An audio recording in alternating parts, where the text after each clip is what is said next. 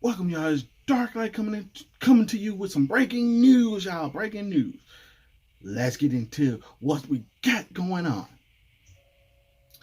As y'all can see, this is from a couple of days ago. That The Last of Us Part 2 has been delayed indefinitely. Along with the Iron Man VR, which I wasn't too keen on because I don't have a VR, so I can't enjoy that one. But I've been a fan of this Last of Us for a while. I was like, because I think the original date was February 22nd or 28th, and I was excited that date. And here to get delayed to, I think it was that May. The May 29th.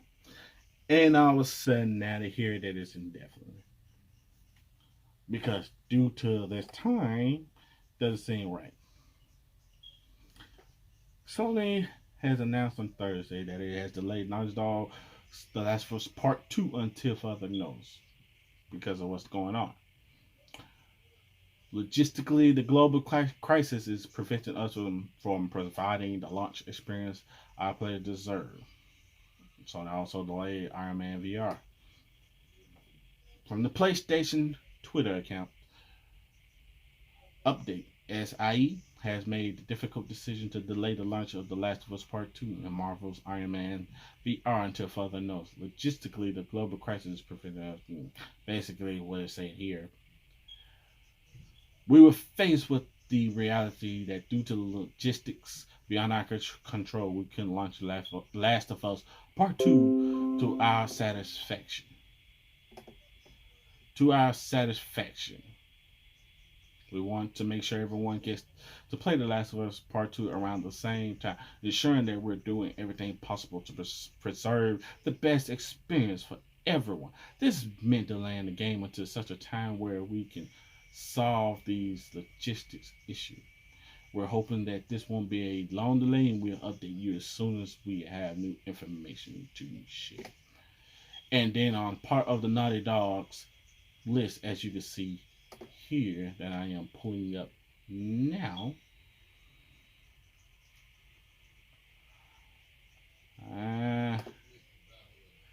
As you've likely just seen, the release of The Last of Us Part 2 has been delayed. We're sure this news is just as disappointing to you as it is to us. We wanted to react to all of you in our community to give you a little more information.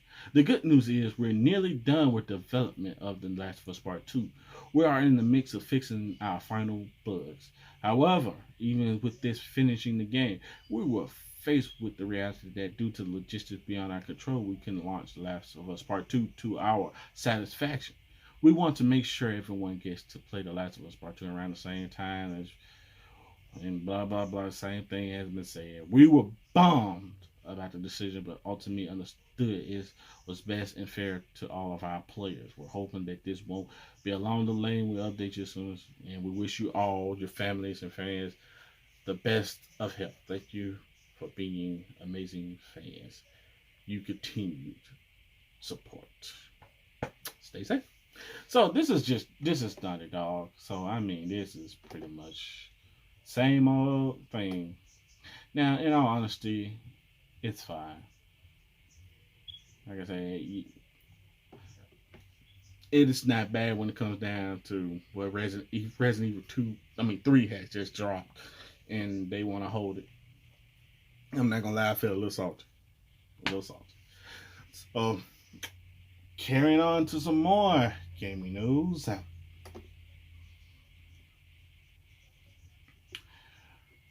So,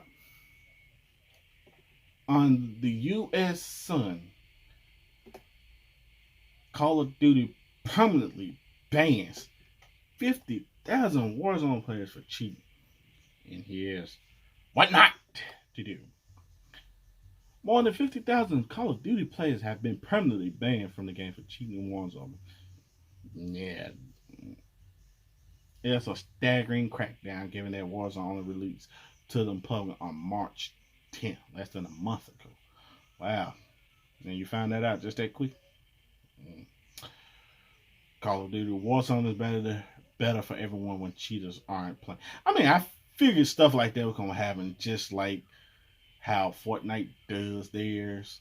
I figured that stuff was gonna come down to it, and then I've seen a lot of people doing glitches into the ground. They were shooting people through the ground and somehow come out to be number one, win, become the last survivors, or and I've seen so many things.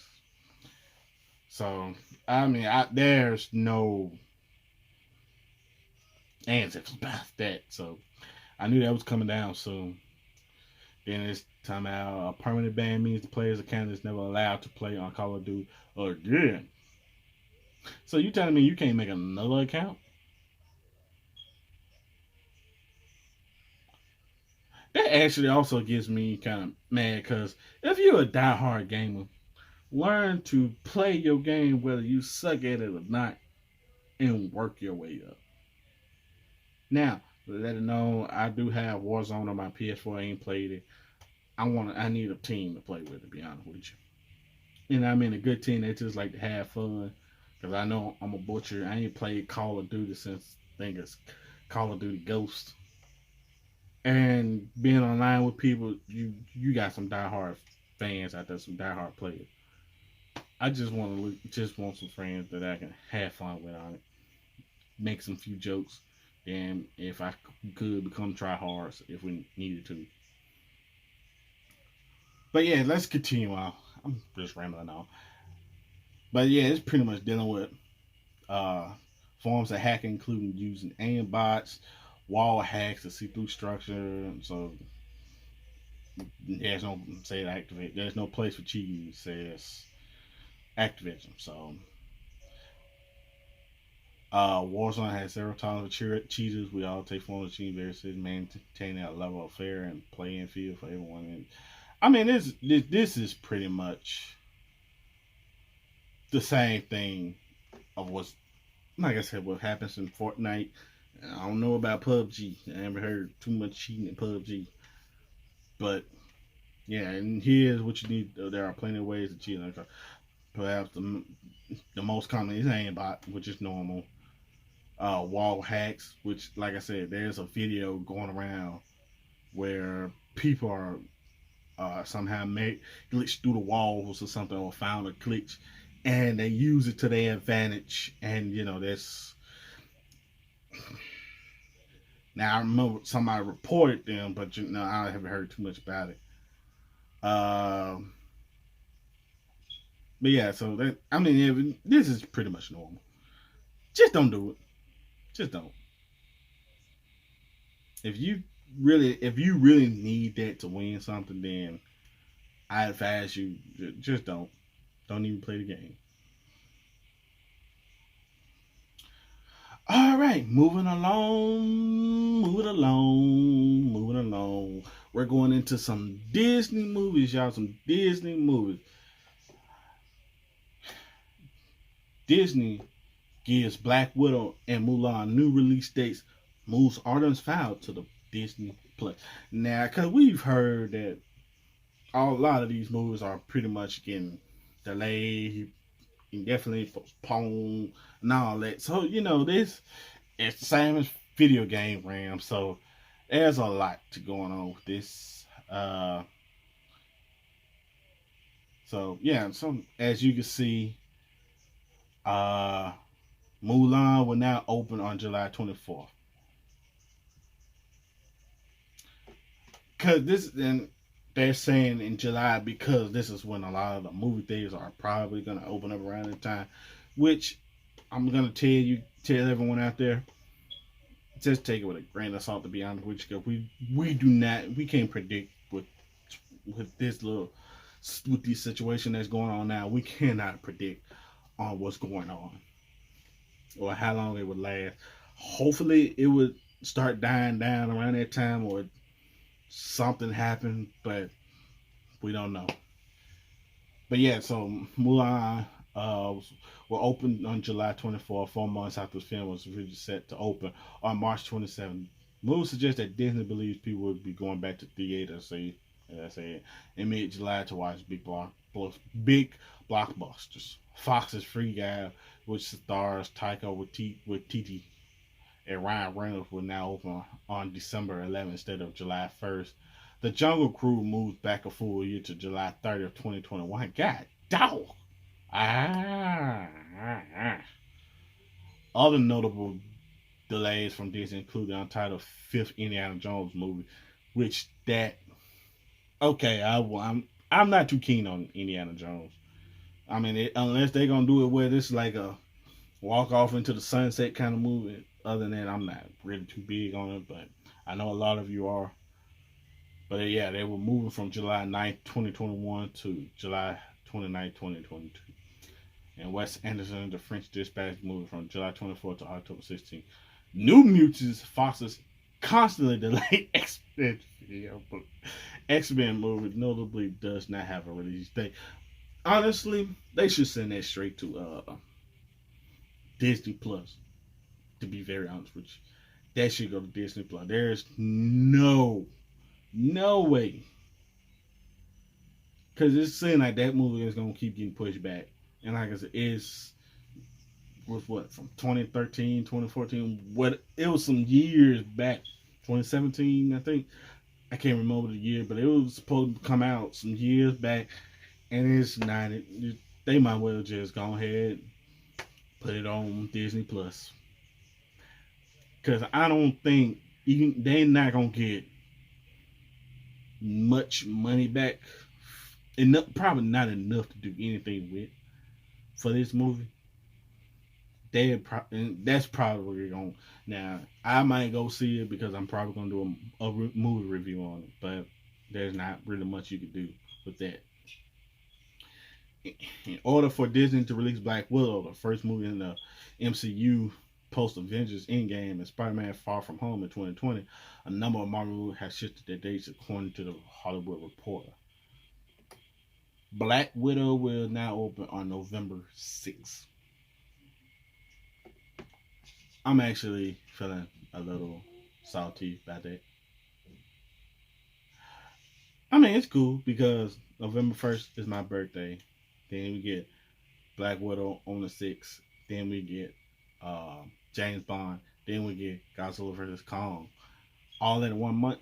Godzilla vs. Kong ain't gonna make no money. Ain't no budget gonna be able to do anything for it. So I'm a little bit salty about that. Unless they push back Godzilla vs. Kong. Because to be very honest, Black Widow was fit to take over the whole movie theater. To be honest with you. Everybody been waiting on that. But yeah, which was originally held by the Eternals. The Eternals will now open on February 12th, 2021. A spot originally held for Shang-Chi and the Legend of Ten Rings. The release date bumping continues as such. Shang-Chi will now open on May 7th, 2021, which moves Doctor Strange into the Multiverse of Madness on November 5th, 2021. Thor Love and Thunder will now open on February 28th, 2022. The Black Panthers 2 May 8th, 2022 release date remains unchanged, but Captain Marvel will now open 2 weeks early in July 8th, 2022. Well, I mean, this has done a lot. So, I mean, there's not too much you can do with it. Just try our best to enjoy. And like I said, there's a lot more other stuff. So, if you guys want to read it, go to TheVerge.com and it should explain it. But yeah, so this is pretty much not any good news. It's good news, but it's like, what happens?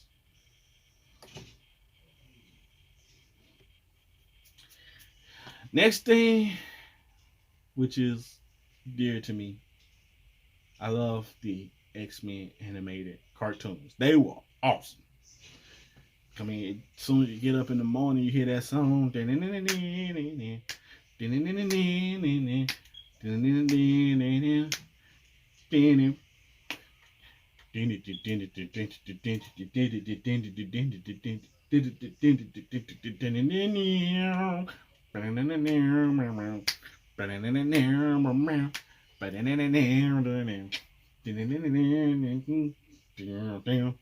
You know, hearing that intro, you boy. That's all I'm watching on. And I just not too long ago just finished that whole series on Disney Plus. Now, X-Men animated series is getting a sequel, maybe coming to Disney Plus. Oh my gosh, what a good time to be. Feel like a child again, y'all. Oh, look at those shoots. Look at that. Now, we ever get Wolverine in this suit in real life? I would love it. Now, it probably gonna look weird in real life, but we'll see. They should just have somebody automatically cosplay it. The uber popular 90s X-Men animated series may begin a sequel of some sorts on Disney Plus. Fans spotted a new artwork that popped up on the streaming service, the X-Men 90s animated series characters. The art features updated versions of the character that resemble the look from the 90s show, including Professor X, Magneto, Cyclops, Wolverine, Rogue, Storm, Beast, Gambit, Jubilee, and Jean Grey. Ooh. Now, to be honest, I'm if they are doing like a second series, a second season to this, it's gonna be cool. But these more just look like avatars for it, because you could pick your avatar for Disney Plus. Like some people got Baby Yoda and Mickey Mouse and all that. So X-Men animated series revival on Disney Plus possible. Worth a mention is why would Disney go to the trouble to create art for something that is old? I mean, marketing as usual. They could simply use existing art to promote the show and wouldn't have to spend any money. I'm guessing that Disney realized how big and popular the line X-Men animated series is from the number of views that show has received on Disney Plus. Oh, trust me, that's what I just finished. While Disney has released official viewing numbers, simply by the fact this piece of the new art for each character has been created, leads to me to believe that the show is really popular on streaming service.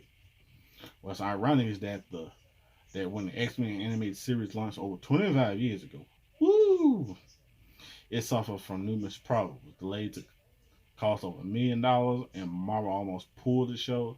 What ended up saving the series is that it was getting primetime numbers rated on Saturday morning. And I remember that them Saturday morning, boy, I get up every Saturday morning just to see that. Which now appears to be the case, or similar for Disney Plus, potentially lead to a revival or a sequel. Kevin Feige is reportedly a fan of the series, with Feige basically in charge of all Marvel.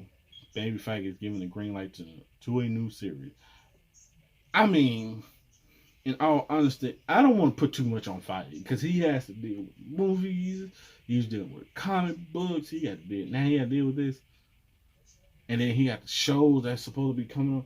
I'm actually at the point where I don't want to put too much on him, especially if he's gonna redo the Star Wars or do something with the Star Wars. I don't want to do too much. I don't want to do too much with him. I don't want to wear him down. So I mean, man, that's all we have for it. But yeah, Darklight with the breaking news, y'all. We have a bunch of stuff that have appeared. Now, if you guys want to look at all of these, I will put the links down there in the descriptions, and you can find them down there if you will so like it. So, welcome to Darklight News. If y'all have enjoyed this, you please leave a thumbs up. If you love this information, like I do, I'm 90s, missing a lot of things, video games, and strictly TV shows, movies. I'm your guy. But, hey, like I said. So, Darklight, we'll catch you guys next time. Cheerio.